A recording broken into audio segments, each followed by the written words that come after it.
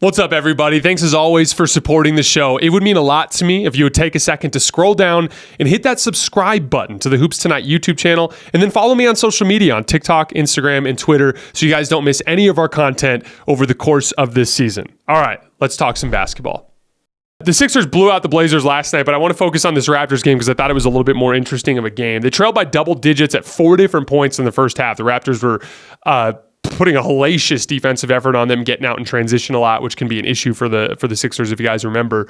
But right about 2.5 minutes left in the first half, the Tyrese Maxey, Joel Embiid two-man game started to click. And this is the upside of James Harden's absence. Like, you want to get a look within this season, this version of Tyrese Maxey, what he looks like as your top perimeter option in the event that you have to flip James Harden for role players, which is a very distinct possibility under the circumstances, right? And so far, through 3 games, Maxey's averaging 30 points, 7 rebounds, 6 assists on 69% true shooting. He's shooting 71% in effective field goal percentage on jump shots. Tyrese looks incredible. Now, again, it's 3-game sample size. You want to see more, but like, this is what he's capable of. He already was one of the best shooters in the league. Like, Tyrese Maxey is flat out one of the best jump shooters in the league now. He was last year, and he's shooting guns blazing to start this year. Like, when you combine that with his downhill athleticism, it really was just about, can he ever get to the point where he can run the two-man game with Joel Embiid and set him up with those ISOs and pick-and-pop opportunities that he needs to generate easy shots? And I thought he did a really nice job of that in this game. Like, he's got the kind of like swoopy over the back pass to Embiid when he pops to the top of the key. He's got that little pocket pass to Embiid, and he's got the timing down now where he knows the proper time to get it to him so that he actually gets a decent look there. He's starting to see the back line a little bit better. There was a play where they came up with a third defender to take away the pocket pass to Embiid, and Kelly Oubre snuck along the baseline, and Tyrese just hit him on the bounce for a dunk. Like, you need to see in the big picture what Tyrese's playmaking can be like, right? And for the record, it can be a lot better. He's run 51 ball screens so far, and they've only led to 48 points. So he's a hair under a point per possession in pick and roll, and he's 7 for 23 on pull-up jump shots so far. So, like, it looks good, really, really good, and he can still go up a level from there. And by the way, the pull-up jumpers, that's off the dribble. There are several shots that Maxey has made so far this year in two-man game off of Embiid off the catch. That's a thing that he had that Harden doesn't have, right? Maxey can come flying off a dribble handoff, not put the ball on the ground, and just rise up and shoot going both ways. And that's kind of like an interesting, almost Warriors-esque DHO action or Kings-esque DHO action that they can run that they couldn't run with James Harden. And so, like, again, James Harden's value is not good. He's probably not going to bring back a star barring some sort of other distressed star, right? And so more than likely, you're going to get a quality role player or two in that exchange.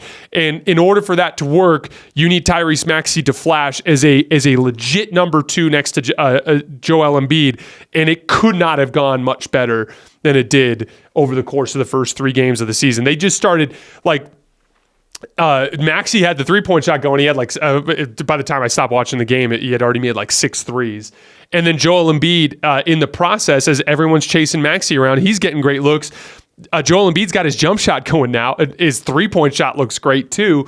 Like, they just kicked the Raptors' ass in this game and like just manhandled them down the stretch. And so, like, all on the strength of Maxey and Embiid two-man game. Like, those two absolutely torched them.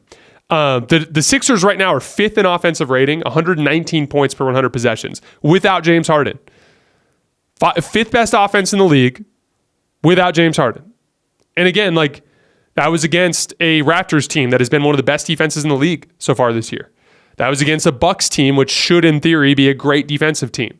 The Blazers are the only kind of cupcake in that group, right? That's not a slouch. The defense isn't where it needs to be, but it's a transition issue.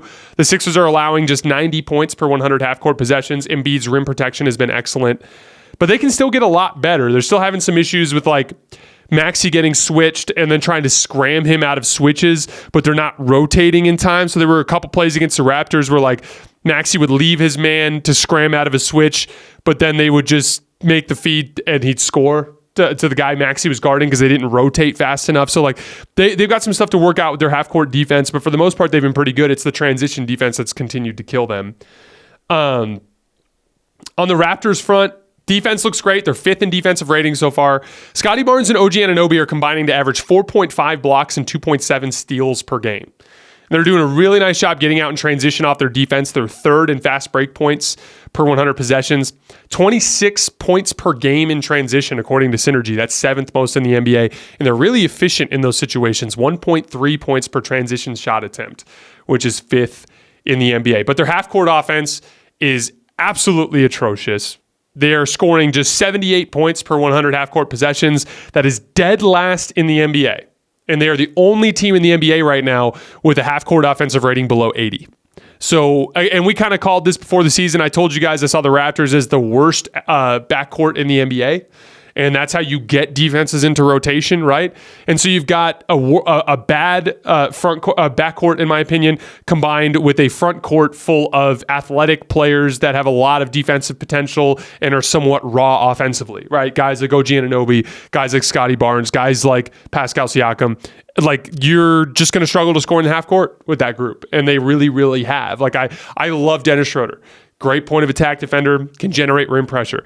Gary Trent Jr. is a really interesting player. Can run dribble handoffs and ball screens, can hit pull-up jump shots and floaters. They are they're both okay players. But if you're going to have a backcourt without stars, you better have like a bona fide half-court surgeon in the front court, and they just don't. And so they don't have any high-end half-court shot creators on this team, and they're just really going to struggle to score until they address that. I mean, they're another team where you're like, why don't you guys go after someone like James Harden to just try to bring some sort of higher level half-court shot creation to the situation, especially when you have a defense that's that good. When you've got that defense and the ability to get out in transition, if you give them a reasonable ability to score in the half-court, they could win a lot of games.